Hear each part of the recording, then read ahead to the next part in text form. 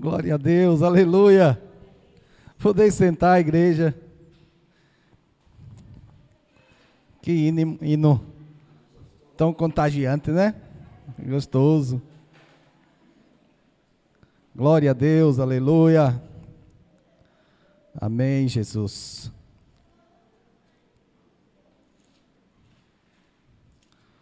Hoje nós teremos um momento de um aprendizado da palavra do Senhor, amém? Queremos agradecer a Deus pela vida do Carlinhos, está ali conosco, né? Glória a Deus. Vamos abrir nossa Bíblia em Gênesis capítulo 4. Hoje nós queremos falar um pouquinho a respeito de algo que nós já fazemos, graças a Deus, sem nenhuma dificuldade, né? Porém, conhecermos mais um pouco é sempre melhor. Gênesis capítulo 4, nós vamos ler a partir do versículo 1, Gênesis 4, capítulo 1, amém. Glória a Deus, aleluia. Esperar os irmãos, né, encontrarem aí nas suas Bíblias. Glória a Deus. É muito importante que nós estejamos bem atentos nessa palavra de hoje. Nós vamos falar um pouco hoje a respeito de primícias, amém? Algo que nós já fazemos, né? A primícias é uma oferta específica, dentre tantas ofertas que o nosso Senhor, Ele determinou na sua palavra. Tudo que o Senhor determina é para o nosso benefício.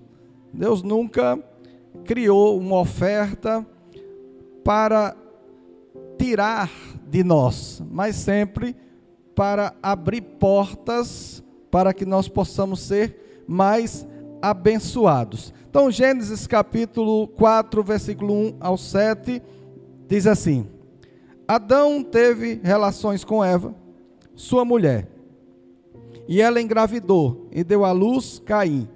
Disse ela: com o auxílio do Senhor tive um filho homem. Voltou a dar à luz, desta vez a Abel, irmão dele. Abel tornou-se pastor de ovelhas e Caim agricultor.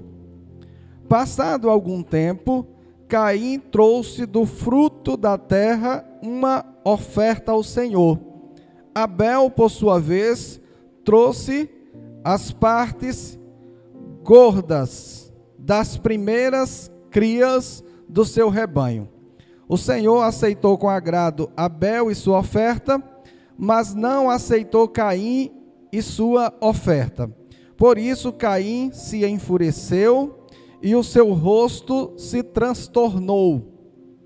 O Senhor disse a Caim: por que você está furioso? Por que se transtornou o seu rosto? Se você fizer o bem, não será aceito? Mas se não o fizer, saiba que o pecado o ameaça à porta. Ele deseja conquistá-lo, mas você deve dominá-lo. Amém? Vamos orar. Senhor, nosso Deus, nosso Pai, nós apresentamos ao Senhor este momento, esta palavra, e pedimos a Ti, ó Pai, que o Teu Santo Espírito nos conduza em um grande aprendizado esta noite, para a glória do nome de Jesus, Pai. Fala conosco poderosamente no nome santo de Jesus. Amém. Glória a Deus. Então nós estamos vendo aqui a primeira menção na Bíblia da palavra primícias. Nós vimos aqui que Abel deu a primícia, a primeira primícia dada, relatada na Bíblia, foi por Abel. Nós observamos aqui dentro desse texto que os dois filhos de Adão e Eva, eles tomaram destinos diferentes com relação à profissão que eles desenvolveram. Nós percebemos aqui que Caim, ele se torna agricultor, e Abel, pastor de ovelhas. O Santo está mandando me arrumar. Deixa eu me arrumar. Tá bom agora, Santo? Era isso mesmo? Glória a Deus.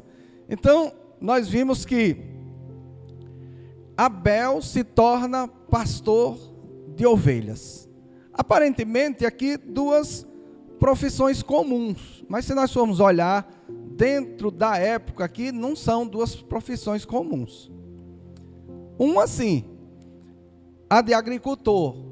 Por quê? Porque neste período aqui, Deus havia criado o homem e tinha falado para eles que eles deveriam comer de toda árvore que desse semente, ou seja, do fruto que desse semente. Neste período não comia-se carne. O homem passou a comer carne por ordem divina depois do dilúvio. E nós vamos ver aqui. Depois que Noé desce da arca, e Deus dá uma ordem para ele, que agora ele dá tudo por alimento. Mas até então, neste período aqui, o homem, ele só se alimentava de frutas, de frutos que desse semente. E aí nós observamos algo interessante. Por que então Abel decide ser pastor? Porque hoje, quando nós falamos, fulano cria ovelhas, principalmente aqui na nossa região, né, que as ovelhas, às vezes, não dá lá essa lã toda, é mais para alimento, né, ou para o leite, mas eles nem comiam carne, nem derivados. Eles se alimentavam apenas de frutas, porque era uma ordem divina. Deus tinha feito o homem com essa estrutura. Mas o que será que levou Abel a dizer, eu vou ser pastor de ovelhas? Se nós observarmos, quando o homem cai, lá que ele come o fruto, a mulher come, depois ele come também, eles perceberam que estavam nus, e fizeram roupas com folhas, pegaram as folhas lá e tentaram se vestir. E Deus então vem ao jardim a encontrar com eles, eles estavam escondidos. E nós já conhecemos toda a história do que aconteceu. Mas Deus faz o que com eles? Deus mata um animal, provavelmente um cordeiro, e faz vestes com aquele couro do animal, ou seja, com as peles, para que eles se vistam.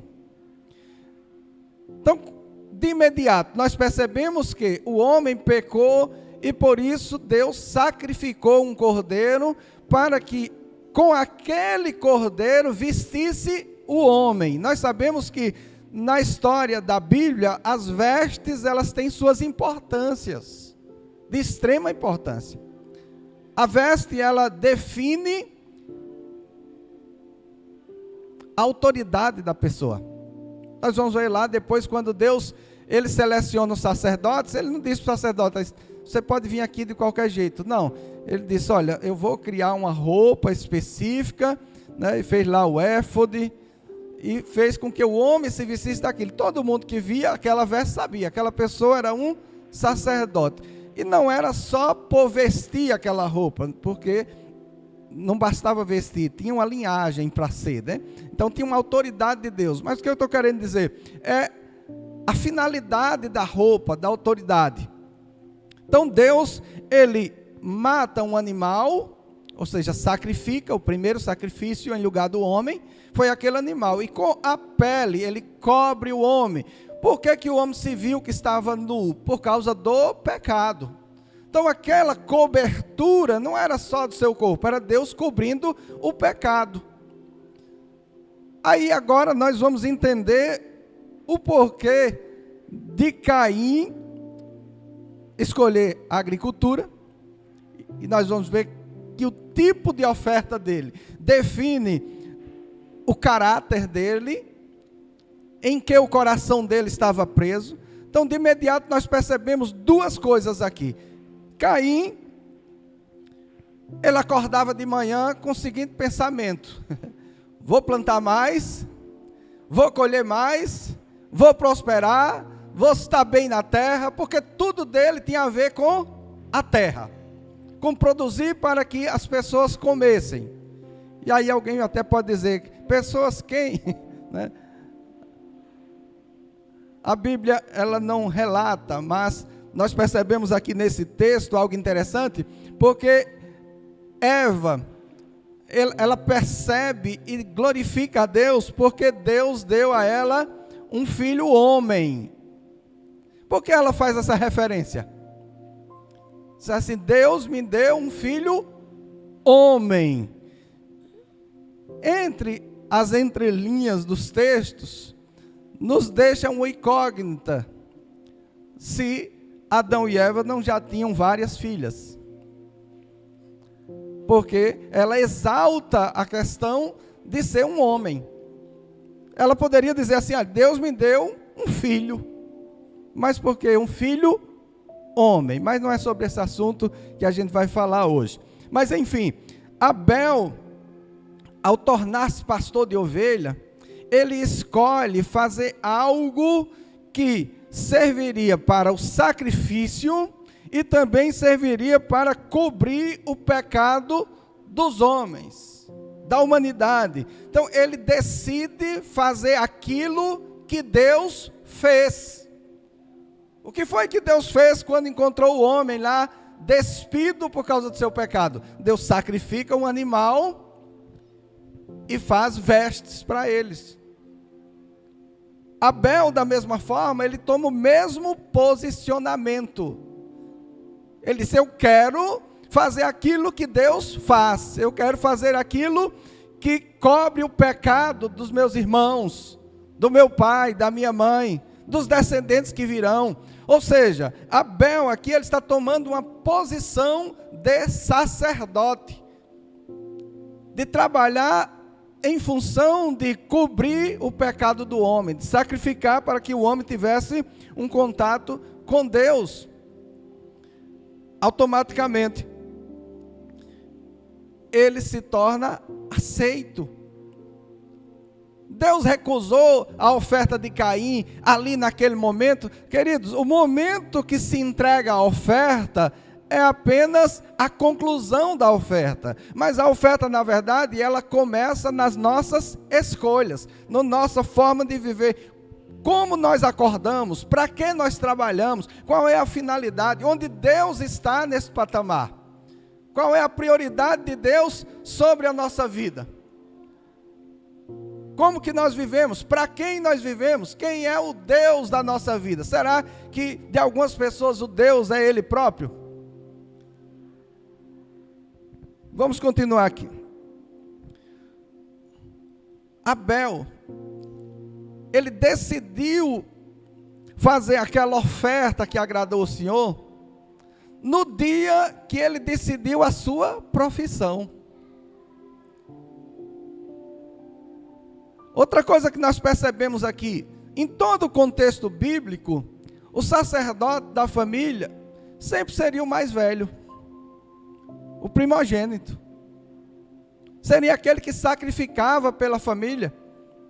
Mas aqui nesse contexto nós percebemos que Caim, ele abre mão deste projeto, deste propósito, para preocupar-se apenas com aquilo que era terreno, a alimentação terrena. E como ele abre mão, Deus levanta Abel, para que pudesse tomar esta posição, este posicionamento perante a humanidade existente, perante a sua família. Alguém que se importava com o resultado do pecado e de alguma maneira buscava fazer algo para que aquela consequência fosse amenizada. Ou seja, a profissão dele estava comparado à profissão de um sacerdote, de alguém que decide, em vez de viver uma vida secular, decida dedicar sua vida a apresentar Cristo para as pessoas. Então ele está aqui dentro de um papel sacerdotal. Abel, conforme falei, queria produzir o mesmo que Deus produziu, ou seja, vestes, cobrir o pecado. Então quando nós olhamos para Abel, qual era o propósito de Abel? Abel tinha um propósito de satisfazer a Deus. Abel tinha um propósito de cobrir a nudez, sacrificar para cobrir o pecado do homem. Ele exerceu uma função sacerdotal, ou seja, sacrificar e cobrir o pecado, ou seja, aquilo que Cristo fez por nós. Ele já estava tipificando o que Jesus faria por nós em um tempo bem futuro com relação a ele. Caim, sendo primogênito, como nós já falamos aqui, ele abdicou, abriu mão do papel sacerdotal. Nós vemos isso na Bíblia em muitos casos. Nós vemos no caso de Esaú e Jacó, por exemplo. O papel era de Esaú, mas ele preferiu vender a sua primogenitura por um prato de lentilha para suprir uma necessidade física, porque estava com fome. E depois tentou reivindicar o direito, querendo que o pai o abençoasse. E alguém até pode imaginar assim, Jacó trapaceou quando ele se fez se passar pelo seu irmão Esaú. Querido, não há nada feito diante de Deus que não seja levado em conta. Por que Deus permitiu? Porque Deus abençoou Jacó e permitiu que aquela bênção viesse sobre ele, se ele parecia estar trapaceando. Porque lá, quando estava só Esaú e Jacó, e Esaú vendo a sua primogenitura, Deus estava ali, olhando o comportamento dele. Então, para Deus, para todo mundo, Jacó, ele enganou. Mas para Deus não. Para Deus, ele agora era o primogênito. Deus permitiu tudo aquilo que não queria que Isaac fizesse ou declarasse aquela bênção baseado no seu conhecimento terreno, no que ele podia ver. Ele iria abençoar naturalmente. Esaú é meu primogênito. Mas Deus disse, não, faz tempo que ele não é mais. Ele já abriu mão lá atrás.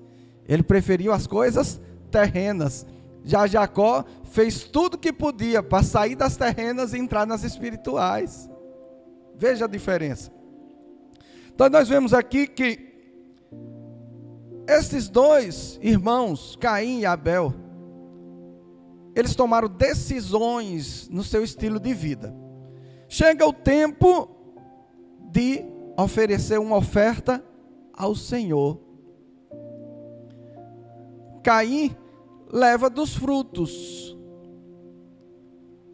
que ele produzia da sua agricultura. E Abel, a Bíblia diz que ele leva a gordura das primeiras crias, ou seja, ele leva uma primícia ao Senhor, ele leva o melhor. Por que ele leva o melhor? Porque ele já vivia em função de agradar a Deus. Caim não. Nós precisamos entender, quando nós observamos no texto que nós lemos, que a Bíblia diz que Deus rejeitou Caim e a sua oferta. Ele não diz Deus rejeitou a oferta e Caim. Ele rejeitou Caim e a sua oferta. Por que que Deus não rejeitou primeiro a oferta e sim primeiro Caim? Porque, queridos, a oferta da pessoa é igual a ele. A oferta sempre vai dizer a nosso respeito. A pessoa que é inteiro, a oferta dele sempre vai representar quem ele é diante de Deus.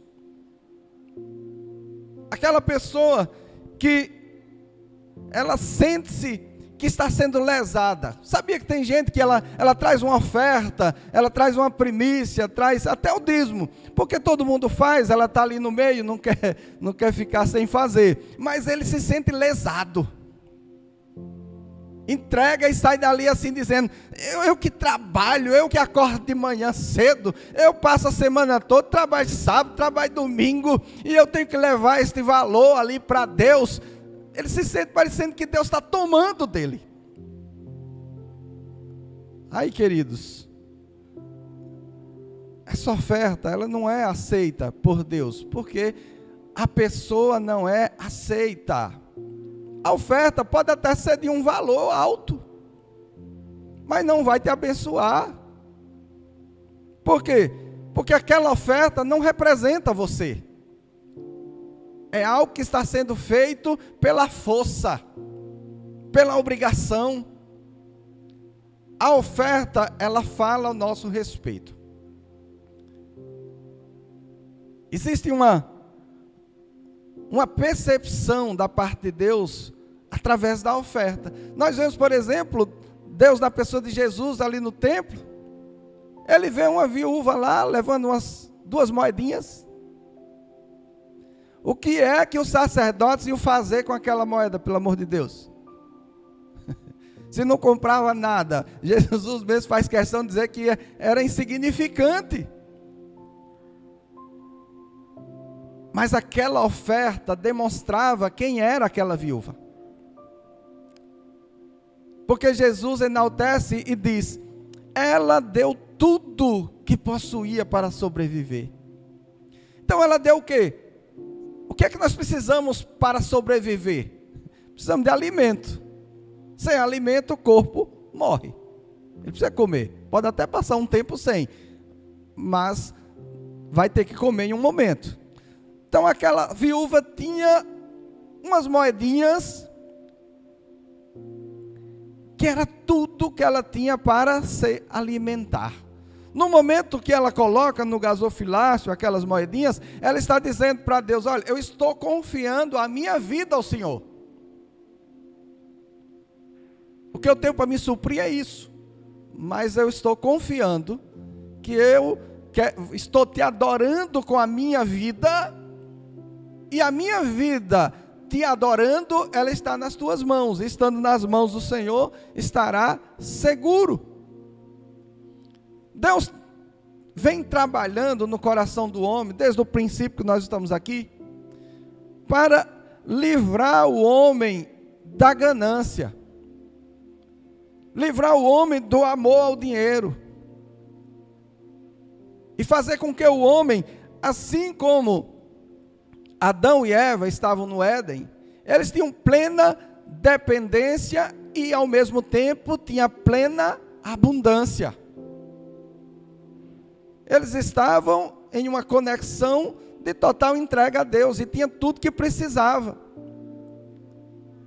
Porque eles estavam com o coração inteiro em Deus, sustentados e seguros e em plena abundância.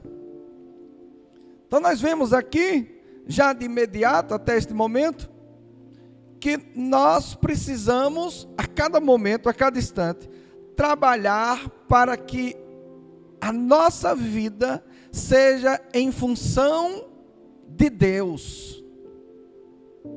Porque, queridos, hoje nós estamos falando de oferta, e oferta na Bíblia, ela sempre vai falar de valor, de dinheiro.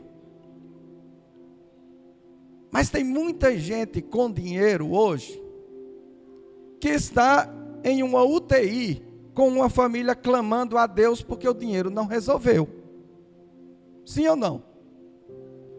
Mas, além disso, porque, de fato, todas as pessoas, em um determinado momento, não é porque elas têm dinheiro, né? Mas chega um tempo que este corpo não consegue mais suportar. Ou a pessoa é trasladado, como foi Elias, ou tem que deixar esse corpo. Mas nós adentramos na questão do dinheiro. Quantas pessoas com muito dinheiro, e após deixar esse corpo, após partir, se ele só tinha dinheiro, e agora?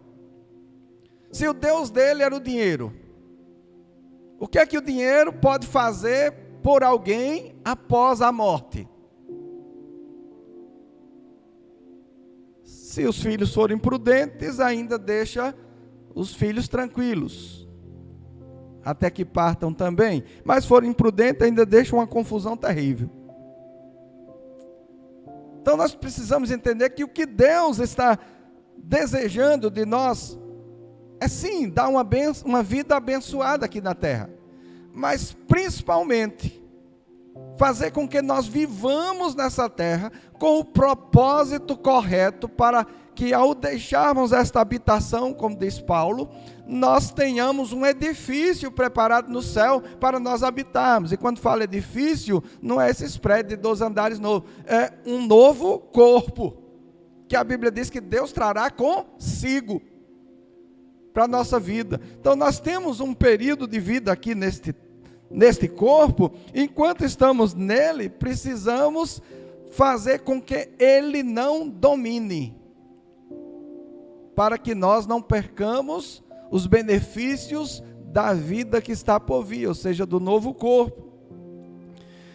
Gênesis 4:3, nós estamos aqui, vamos ler o 3. Abel faz o que Caim deveria ter feito, que foi esta oferta. Deus rejeitou Caim, e a oferta demonstrou quem ele era. 4:3. Deixa eu me achar aqui.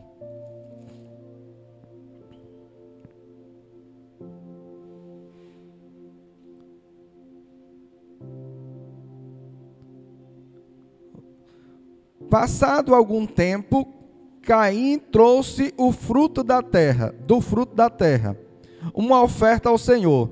Abel, por sua vez, trouxe as partes gordas das primeiras crias do seu rebanho. O Senhor aceitou com agrado Abel e sua oferta, mas não aceitou Caim e sua oferta. Por isso Caim se enfureceu e o seu rosto se transformou. Então vejamos aí a comprovação, que de fato Deus rejeitou a pessoa, porque a oferta dele representava o caráter dele, a forma que ele pensava a respeito de Deus. Eu coloquei aqui uma observação. Você é igual à sua oferta diante de Deus.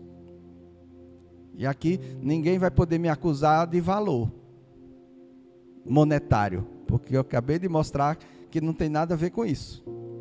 A qualidade da oferta não está no valor, ou melhor, não está na quantidade, está no valor, porque valor não é quantidade.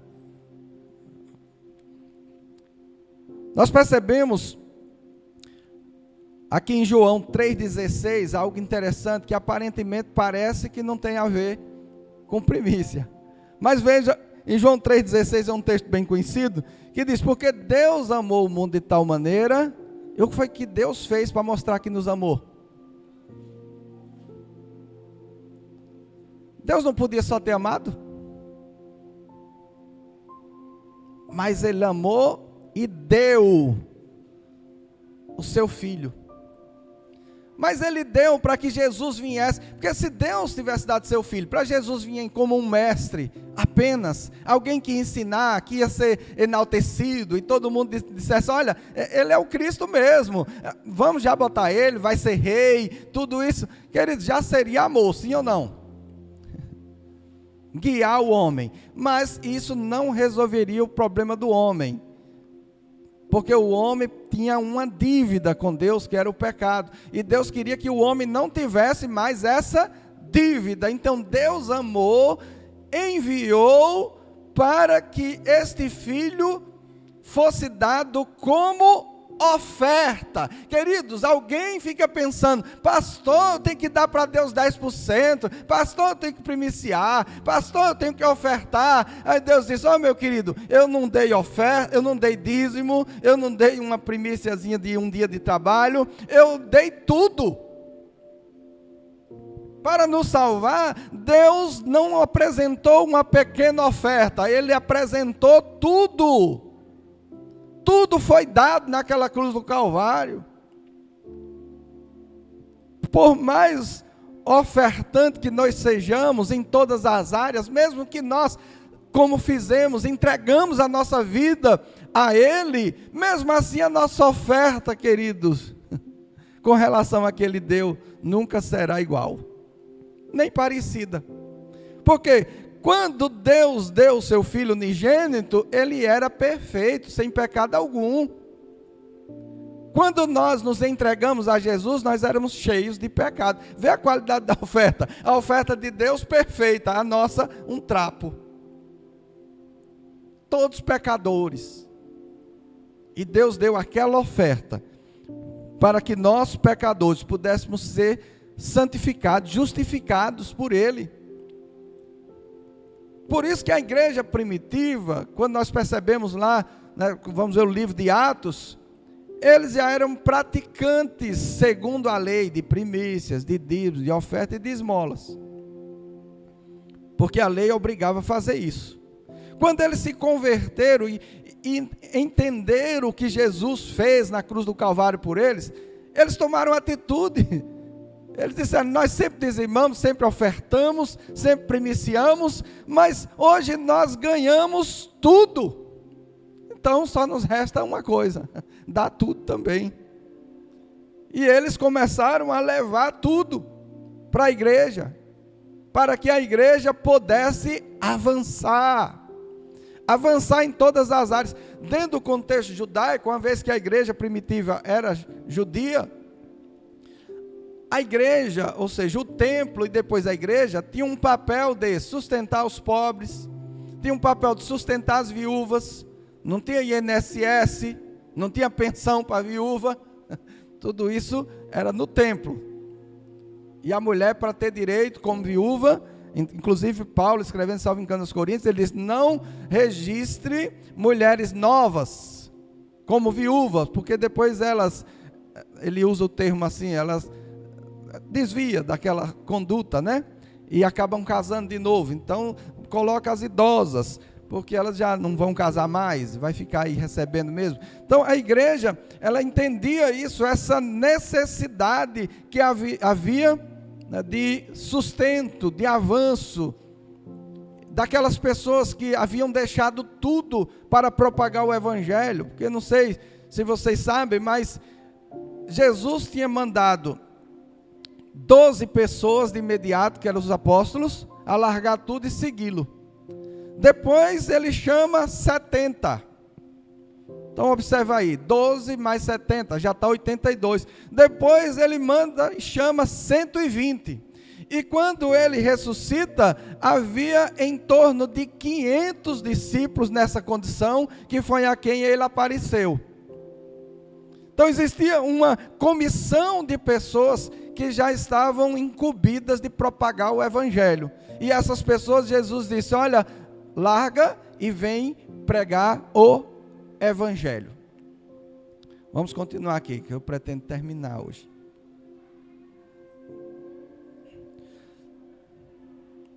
Então vejamos, Jesus foi esta primícia.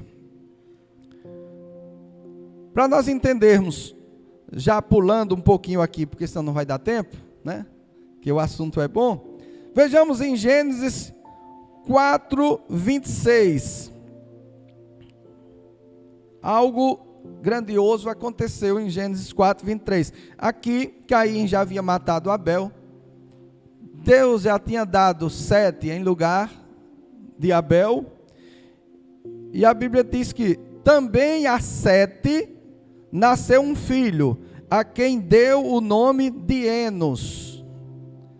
Nessa época começou-se a invocar o nome do Senhor. Esse termo assim, começou a invocar, na verdade ele quer dizer, começou-se de forma organizada a proclamar a Deus. Ou seja, até então, até Enos, o culto ele era realizado da forma que nós vimos.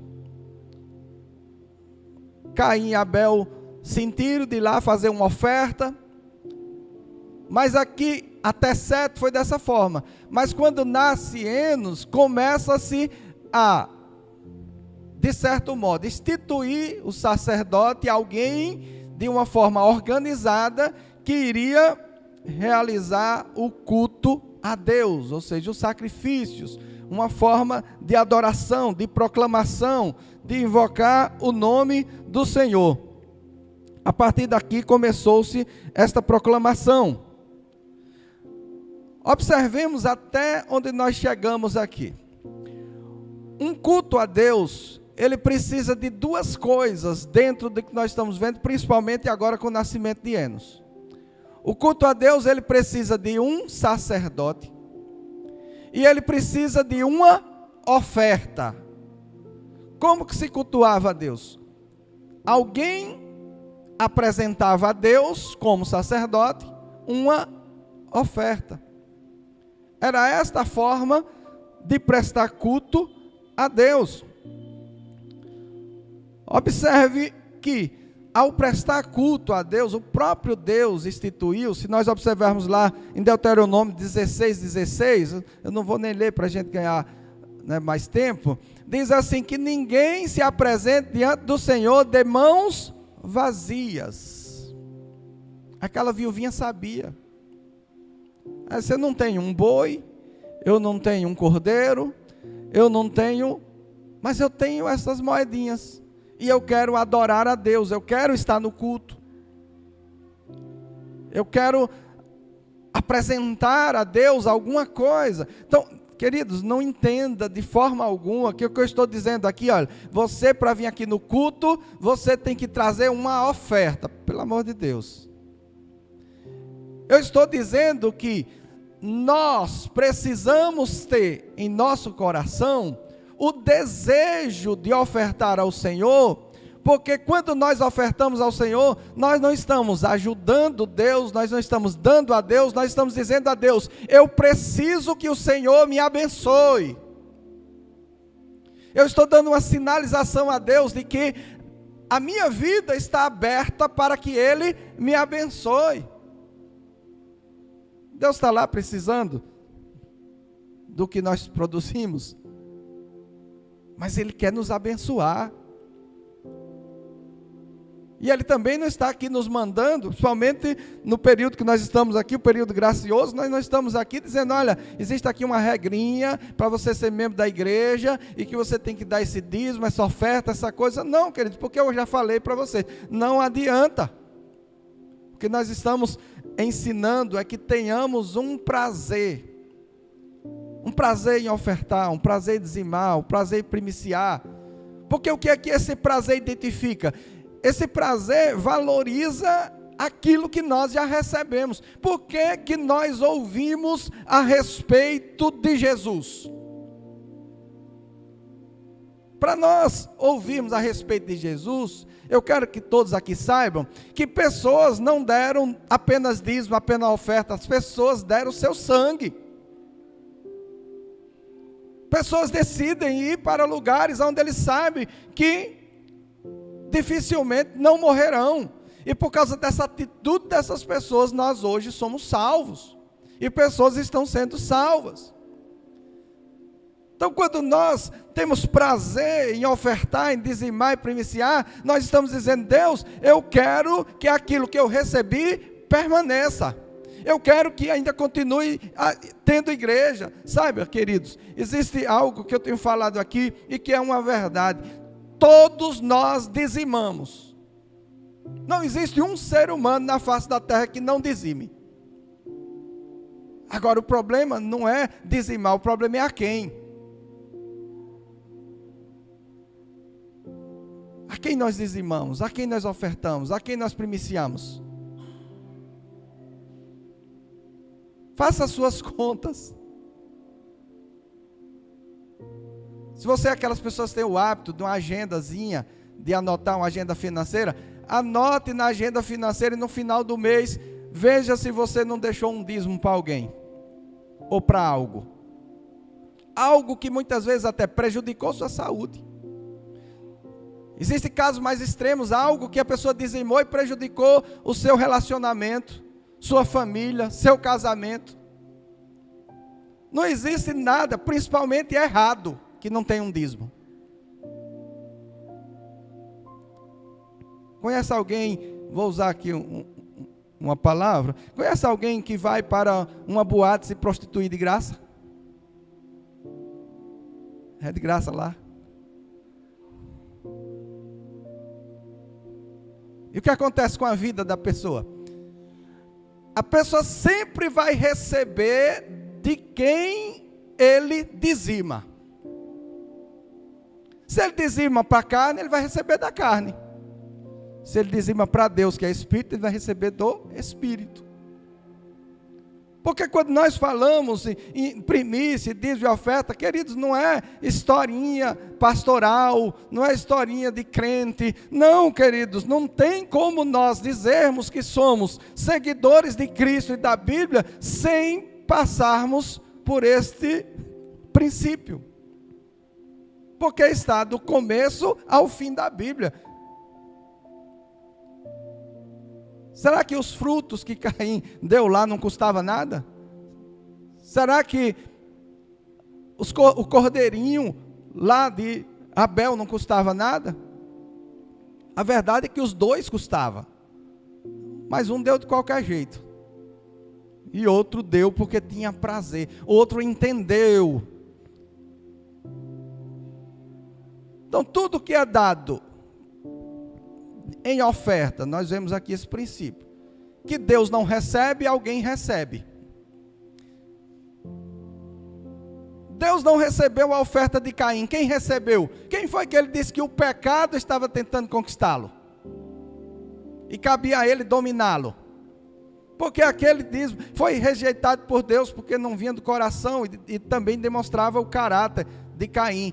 Mas alguém recebeu e diz: já que você fez mal para Deus, eu recebo e vou destruir sua vida. O mal está sempre ali.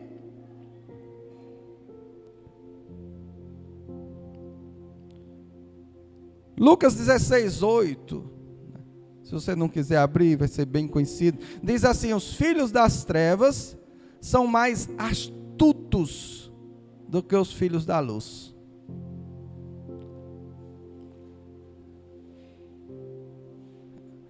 Esses dias eu fui lá na minha cidade e contei uma história para ela. Tinha uma pessoa lá de uma determinada religião, que ela tinha um voto. E todo ano, do meio do ano em diante, essa pessoa estava rica. Tinha um comércio lá e era fila para entrar no comércio. Mas no começo do ano, todo começo do ano, ela tinha que pagar uma oferta por esse voto nessa religião. E por incrível que pareça, querida, ela passava sendo sempre o ano bem sucedida, mas o voto era uma festa que ela tinha que dar com bois, com bode, com um bocado de coisa lá, e todo começo de ano ela ficava falida, porque tinha que dar esse voto. Mas ela dava. Porque havia uma prudência dela com relação àquilo que ela cria, ainda que aquilo estava destruindo a vida dela.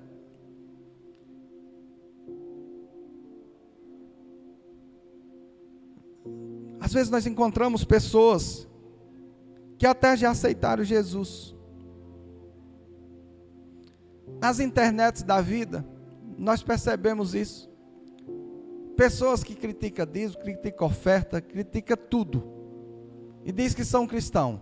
Mas pergunta para eles se eles não foram salvos por causa, muitas vezes, de uma igreja assembleia, de uma presbiteriana, de uma congregacional, ou de alguém que estava lá no princípio, né? De quando se começou a pregar o evangelho no Brasil, e que todas essas igrejas só existiram para pregar o evangelho para eles, porque praticava dízimos e ofertas. Senão ele não tinha ouvido, porque aonde não se pratica dízimo e ofertas na igreja, também não tem igreja lá. Quantas pessoas se salvam? Quantas pessoas ouvem? Porque a única instituição que, às vezes, até aqueles que participam dela, desvaloriza tanto ela, que imagina que ela não precisa avançar. A Bíblia diz que na terra o dinheiro por tudo responde. Por exemplo, hoje eu recebi uma boa notícia, nosso aluguel aumentou aqui. Estava 2 anos sem aumentar. Eu não tive nem tanto argumento, né? Senão ela ia me lembrar que era 2 anos já, ia querer aumentar mais. E a gente tem que estar atento. Porque A pessoa até falou assim, olha, se for um mês assim que esteja, eu digo, não vai ter esse mês aqui. Ah, no mês assim você faz, eu digo, não, quanto é? Vamos negociar aqui, né? Quanto é o que é e acabou. E nós vamos ter esses meses aí que a senhora está falando, não. Tipo, a gente tem que estar tão atento, amado, que às vezes as pessoas tentando nos ajudar, elas fazem a gente proclamar uma palavra de miséria, de derrota. Eu não disse para ela, mas fiquei pensando, Senhor, se ela falar mais isso outra vez, eu vou dizer, não, minha amada, infelizmente, brevemente a gente vai ter que sair daqui, porque a gente vai precisar de um salão maior, porque a gente estará melhor, né? Não vai ter isso de ter que pagar menos, porque não teve, né? Graças a Deus, nós estamos passando por isso. Então, estamos vivenciando um tempo onde a igreja, ela precisa avançar. E Deus, Ele tem um compromisso. Queridos, olha, tem tantas pessoas que Deus deseja que sejam os maiores empresários do lugar, ou da cidade, ou do estado onde eles moram. Pessoas cristãs, mas que não conseguem avançar, porque não conseguem se ver sendo abençoado por Deus. E como não consegue se ver? Porque não consegue conduzir um valor que Deus bota na mão deles para a sua obra, para o seu reino. E Deus é sempre generoso, queridos. Sempre que Deus levanta alguém para abençoar a sua obra, Ele sempre dá 90% a mais daquilo que Ele pediu.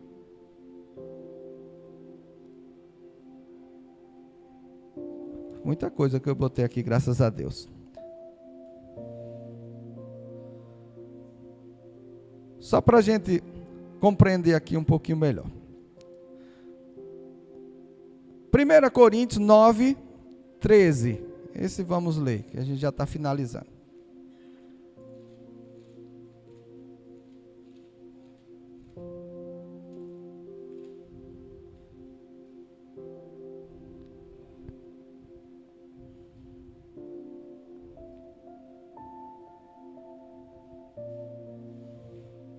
Primeira Coríntios 13, 14, diz assim,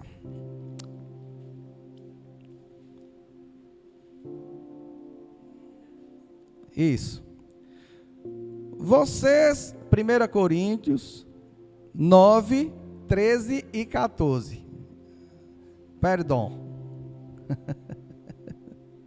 diz assim, vocês não sabem que aqueles que trabalham no templo alimentam-se das coisas do templo, e que os que servem diante do altar participam do que é oferecido no altar? Da mesma forma, o Senhor ordenou àqueles que pregam o Evangelho, que vivam do Evangelho. Para que a gente compreenda melhor esse texto. Lá no Velho Testamento, quando Deus, Ele entrega a cidade para as tribos, Ele dá herança para cada uma daquelas tribos. E a todos Ele deu uma terra específica. Mas a uma tribo, que era a tribo de Levi, Ele disse, vós não terão herança dentre o povo. A vossa herança será sacrificada diante de Deus. Ou diante de mim, que Ele falou. Em contrapartida, Ele diz para as outras tribos, vocês darão a primícia de tudo que vocês produzirem. De tudo que nascer no seu lar, a primícia é do Senhor. Vocês darão o dízimo. E para que será? Ele disse, isso será para o sustento da tribo que eu não dei herança, para que eles tenham com que sacrificar diante de mim. E esse ter com que sacrificar, principalmente, era tempo. Por quê? Porque tinha lá, no Santo dos Santos, tinha um fogo lá que não podia apagar. Tinha um sacrifício que era contínuo, todo dia tinha que ser feito. Quem ia fazer? Tinha pessoas que não podiam nem sequer passar perto de algo morto. Não poderia ter uma vida cotidiana. Então Deus selecionou uma tribo, um grupo de pessoas, para que vivessem daquilo que era o dízimo, a oferta e a primícia das outras tribos. Agora, interessante, querido, que Deus é tão generoso para com aqueles que se entregam ao seu chamado. Primeiro ele disse: eu só abençoo vocês se vocês dizimarem e ofertar. A bênção de vocês estará condicionada ao cuidado que vocês têm com esses levitas, com esses sacerdotes. Se vocês maltratarem eles, não vai ter chuva, não vai ter produção. Por quê? Porque eles representavam os enviados de Deus para a nação. E qualquer pessoa que rejeita o enviado, rejeita quem enviou. Então Deus colocou esta condição. O povo queria ser abençoado, teria que honrar a Deus. E como honrava a Deus? Honrando aqueles que Deus selecionou para o serviço a Ele. Ali estava a bênção daquelas pessoas. E aí nós entramos nesse texto aqui agora. Por quê? Alguém podia perguntar: o Senhor me chamou para pregar o Evangelho. Alguém disse, pregou o Evangelho, disse: olha, venha ser meu discípulo. Na época um Talmud, né? Os apóstolos podiam chamar os seus Talmudes, aqueles que eles estavam instruindo para ser propagadores do Evangelho. E essas pessoas poderiam dizer: sim, mas para eu ser esse Talmud, esse aprendiz, eu não tenho como trabalhar. E aí? E aqui Paulo está dizendo: olha, assim como aqueles que servem no templo, no altar, participam do altar, aqueles que servem no templo, participam do que é do templo. Agora eu quero que você entenda o que era, em questão de valor e condição, o que era participar das coisas que era dada no templo. Juntando dízimo, oferta e primícia, dava em torno de 21 a 23% de tudo que as tribos israelitas produziam era levado ao templo. Tudo que eles produziam, 10% era levado para o sustento dos sacerdotes. A pergunta é: quem eram as pessoas mais ricas de Israel?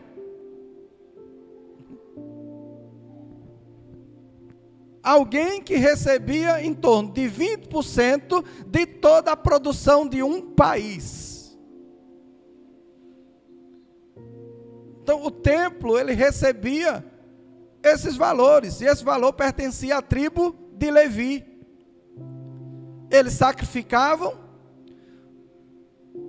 e eles eram bem remunerados por Deus, porque quem abençoava as tribos não era o próprio povo, era Deus.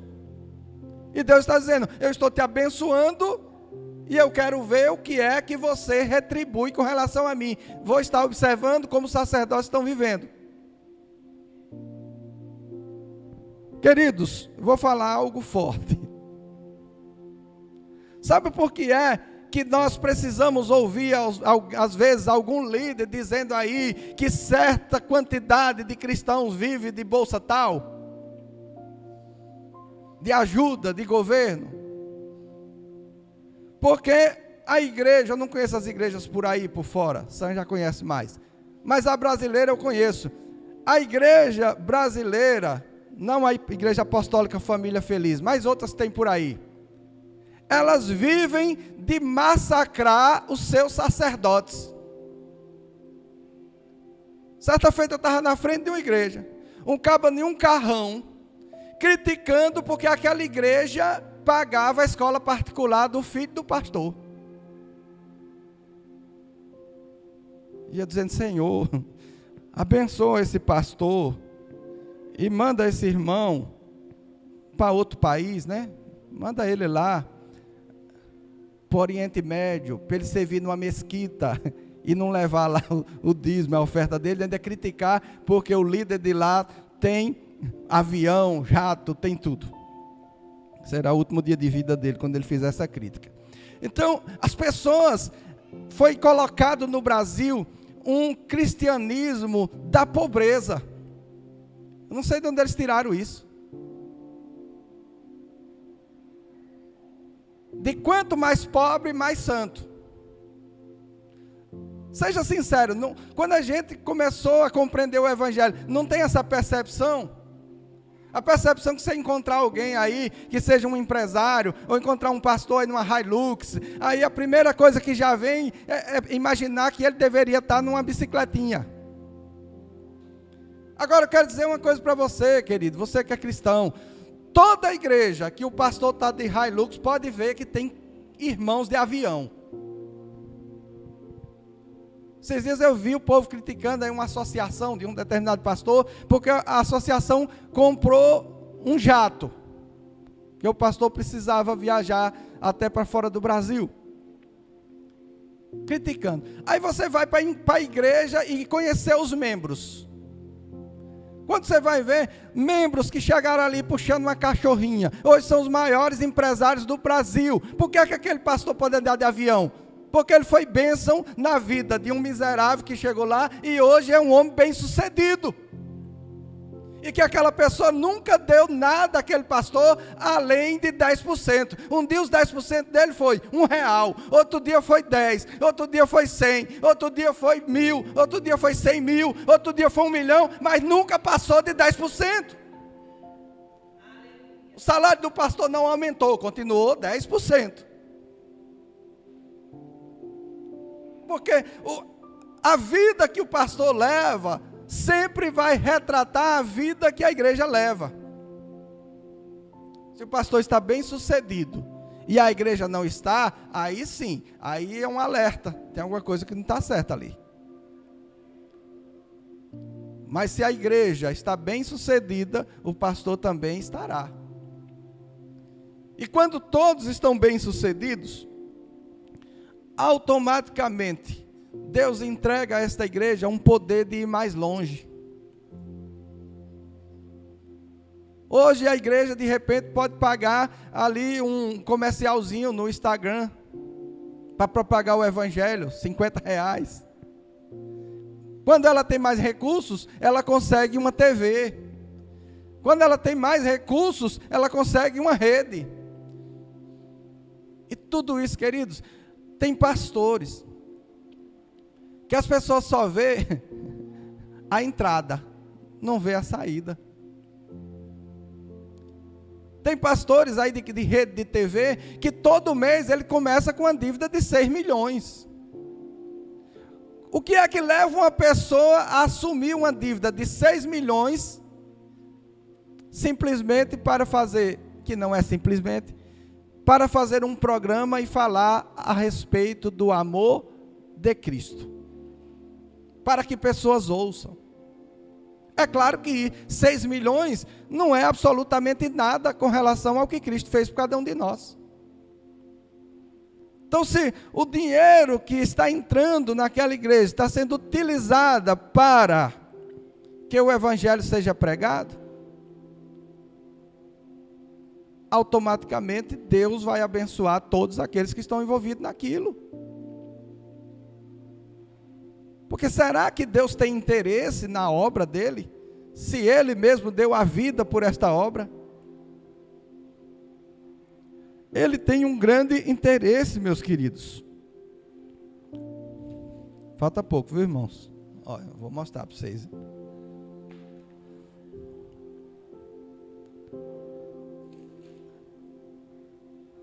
Três pontos aqui. Como amar a Deus? Aí nós vamos ver lá. João 14, 21 diz que aquele que me ama, cumpre os meus mandamentos. Então nós sabemos como amar a Deus. Amar a Deus não é Senhor, eu te amo. Senhor, é provar. Amor é provado. Quem é que acredita em alguém que diz que te ama e não faz tudo o contrário daquela palavra? Mas Jesus está dizendo, como que ama a Deus? Cumprindo os seus mandamentos. Como que adora a Deus? João 4,23 diz que o Pai procura verdadeiros adoradores, aqueles que adoram o Pai em espírito e em... Então, nós já sabemos como ama a Deus quando nós obedecemos seus mandamentos. E ele diz que não é pesado. Como nós adoramos a Deus em espírito e em verdade. E como nós adoramos a Deus? Vamos ver? Provérbios 3, 9. Você pensa que adorar a Deus é dizer, Senhor, te adoro, te adoro, te adoro, te adoro, te adoro, Senhor. Você quer me adorar mesmo? Então veja lá Provérbios 3, 9 e veja como eu sou adorado. Eu já disse como eu sou amado, eu já disse como eu sou adorado, agora eu quero que você me honre. Provérbios 3, 9 diz, honre o Senhor com todos os seus recursos e com os primeiros frutos de todas as suas plantações. Então nós aprendemos aqui. Amamos a Deus quando fazemos aquilo que Ele manda, seus mandamentos. Nós adoramos a Deus quando fazemos espírito e verdade. E nós adoramos é quando a gente bota aqui umas guitarras, né, uns baixos. Não, queridos, isso aí é música. A adoração, ela tem a ver com apresentar algo que Deus disse que por aquilo ele seria adorado. E ele disse, eu sou adorado, não é quando você vai para a igreja e vai procurar lá no fundo da sua bolsa se sobrou alguma moedinha para levar para a igreja. Você se sentiria honrado com esse presente? Você sabe que seu marido ganha 100 mil reais por mês e ele chega em casa no dia do seu aniversário e leva uma florzinha murcha que custou 5 reais. Aí você se sentiria adorado? Honrado, né? Como é que rico honra a esposa? Ele leva uma Ferrari, porque ela sabe que custou. Mesmo que ele seja rico, uma Ferrari é uma Ferrari. É ou não é? Manda a Ferrari para dentro aí, Carlinhos. Mas depois que ela ajeitar aquele para-choque ali. Né? Porque numa Ferrari aqui ele não vai ser bom. Né? Então a adoração, ela é feita no momento que a gente seleciona aquilo que a gente vai oferecer para Deus. Porque nós trabalhamos. Acredita que tem pessoas que pensam que é o trabalho delas que sustenta? Eu até ia falar a respeito de outra coisa, hoje na próxima pregação eu falo. São coisas a respeito da nossa língua, da nossa boca. Mas para vocês que estão aqui, eu já vou dar uma prévia. Queridos, olha, nunca passe na sua cabeça as palavras como, somente nos casais. Tudo nessa casa sou eu. Eu que pago tudo. Ninguém nunca disse não, né, aqui, graças a Deus. Eu pago isso, eu pago aquilo, eu pago aquilo. Aí Deus dá uma rasteira e diz, deixa eu mostrar para você que você nunca pagou nada aqui. Sempre foi eu através de você. Aí de repente, alguém estava por cima, se sentindo, né? Aquele que sustenta todas as coisas, o universo estava na mão dele. Aí de repente Deus disse, sério? Você acha que é você mesmo? Deixa eu tirar isso aqui que eu dei na sua mão, por o qual você está sustentando. Aí tira. Aí a pessoa sai para fazer tudo aquilo que fazia do mesmo jeito, mas não dá mais resultado. Aí Deus diz, era você mesmo? E por que não venda agora? Vá lá falar com sua esposa, com seu esposo, porque o seu tênis rasgou, está precisando de outro e não tem como. Aí vai chegar lá, dizer, não, eu dizia que eu pagava tudo, mas seu cartão está disponível? A gente tem que ter um cuidado, queridos. A palavra é um negócio sério. cada dia. Infelizmente. Felizmente que eu estou aprendendo. Infelizmente pela forma, né? Hoje eu estava indo para a escola. Vou contar só essa e já finalizo. Hoje eu estava indo para a escola. E Zacai insistiu com toda a sua força que ia no banco da frente. E o pior, ele foi. E eu olhei para ela e disse: por que ele está insistindo para ir no banco da frente, né? Porque provavelmente o pai dele já disse: olha, tira esse menino do banco da frente, porque o banco da frente é da esposa, e você tem que tomar atitude. Aí Deus disse: tome agora você. É o seu. Você achou que era fácil lá para aquela pai, para aquela mãe tirar aquele menino do banco da frente? Não é coisa simples? Imagine nas grandes, né? Se a gente não segurar aqui, Às vezes a gente está conversando e lá e vem um desejo. Sabe aquele desejo que na vida dos outros a pessoa sempre sabe resolver?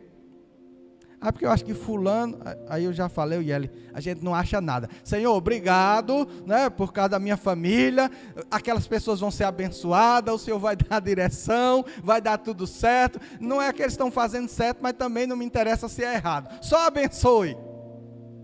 Eu não quero passar por aquilo, né? É fácil? Não, porque o ser humano tem uma mania de querer dirigir tudo, menos a própria vida. Ele dirige a outra loja, ele é empregado, mas ele dirige como que o patrão tinha que ser, né, ele? Não acontece isso às vezes? Eu acho que aqui tinha que ser assim, porque se fizesse assim, se fizesse desse teu jeito, aí a pergunta é: e por que aqui não é você o patrão? Se você sabe tudo, né? Porque aquele que não está sabendo, que você acha, está sabendo mais do que você, é você que não está querendo dar o braço a torcer. Que aquela pessoa acertou ali em Deus um caminho, está dando certo. E aquela pessoa que está lá embaixo, um dia eu trabalhava numa empresa e estava lá esse negócio, todo mundo sabia dirigir a empresa. E eu caladinho.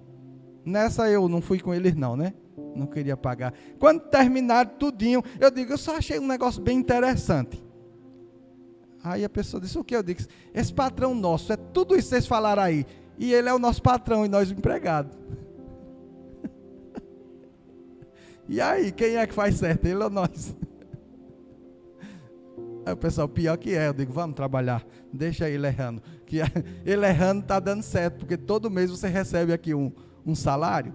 E se fosse você, ninguém recebia, porque você precisou pedir emprego, né? Tinha só um texto aqui que eu queria deixar. Timóteo, 1 Timóteo 5,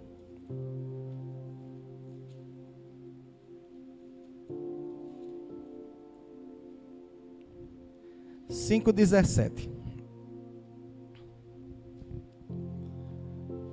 1 Timóteo 5,17. Eu vou ler porque já é 9:30, viu?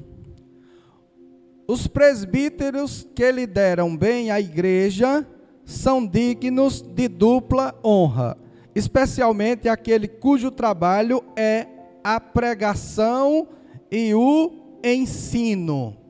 Aqui na minha Bíblia, na palavra honra, tem uma letrinha, e lá no rodapé diz o que alguns manuscritos também diz. Honra é o mesmo, na tradução, que duplos honorários. Isso aqueles, vou voltar aqui, 17. Os presbíteros, ou seja, os líderes da igreja, que lideram bem a igreja, são dignos de duplo honorário. Não sei se tem alguma Bíblia de vocês que esteja honorário. Algumas são honra. Dupla honra. Especialmente aqueles cujo trabalho é a pregação e o ensino. Então ele está mostrando, Paulo está dizendo para Timóteo: olha, as pessoas aí que administram bem a igreja, que estão pregando o evangelho e ensinando o evangelho, eu quero que você que está cuidando aí, Timóteo, dessa igreja, dê a eles duplo salário, duplos honorários. Eles têm que ganhar o dobro daqueles que não presidem bem. Se nós observarmos Ezequiel 44, último texto, de verdade.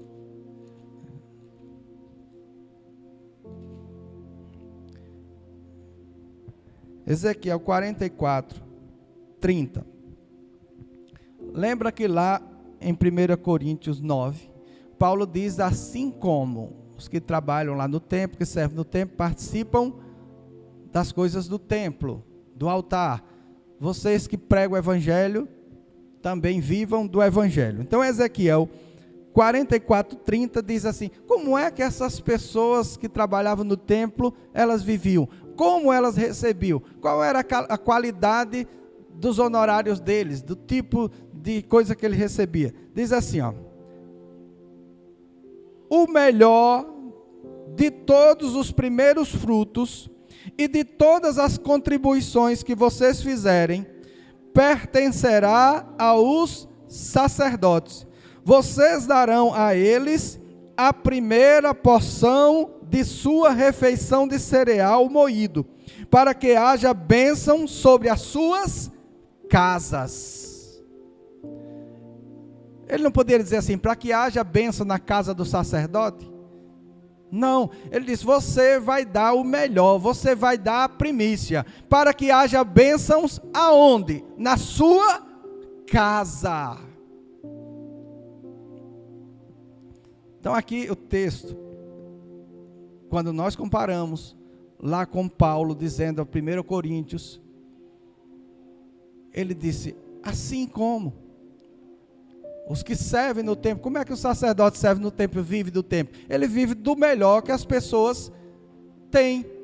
Agora, o melhor que as pessoas têm é dada a Deus, sendo entregue ao sacerdote, mas o melhor que elas dão é apenas uma pequena porção de tudo que Deus dá a elas. A lógica de Deus é simples. Ele não selecionou aqui, alguém disse: olha, eu vou fazer de você um empresário e você vai sustentar os pastores dessa igreja. Não. Paulo disse, Deus está falando: olha, faça com honra aquilo que eu dou nas suas mãos, dentro da porção que não te traz peso. E você fazendo apenas isso, que é muito pouco para nós, mas se nós fizermos com honra, Deus vai abençoar as nossas casas. Deus está dando uma instrução para nós, para que a bênção dele repouse sobre a nossa vida. Queridos, talvez, porque é que eu falo com tanta tranquilidade a respeito de dízimo, oferta e primícia? Porque eu pratico isso. Eu estou aqui dizendo para a igreja: faça isso, porque vai ser para mim. Tudo que eu recebo, eu dizimo na vida de alguém. Tem alguém que eu dizimo. Eu só quero começar a mandar dízimo de 100 mil, né? De 200 mil. Se alguém tem dificuldade de dar um dízimo de 1 milhão, querido, então continue dando de 100, né? Que honra vai ser nós podermos ser abençoados por Deus, para ver o reino de Deus se expandir, pessoas sendo abençoadas, nós podermos levar o evangelho, e junto com o evangelho, o socorro. Certa feita eu estava aqui com o pastor São orando, antes dessas grades aí ficava um pessoal que usava uns produtos químicos, entorpecentes, né? E eles ficavam dormindo aí na frente, e nós falamos de Jesus ali para uns, e o pastor São falando, disse: pastor, nós precisamos orar, precisa ter uma estrutura. Pegar uma pessoa dessa assim, a gente ora, né? Ele aceita Jesus, mas muitos deles já foram muito longe na sua desestruturação de vida. Precisa de uma estrutura, de alguém que diz, olha, eu vou te tirar daqui, você quer Jesus, mas quer mudar de vida? Quer, então eu vou te tirar daqui hoje, vou te levar para uma estrutura, tu vai passar ali uns 6 meses, 1 ano, recebendo tratamento. Alguém pode dizer, se investir tudo, o camarada voltar para as drogas de novo. Querido, você sempre acertou, foi? Tudo que você disse que ia fazer para Deus, como diz o pastor Sam, nada do que você dizer, eu prometo, já não vai fazer mesmo, né? Mas quando é o outro, aí se não acertar. Hoje eu vi um testemunho de um missionário.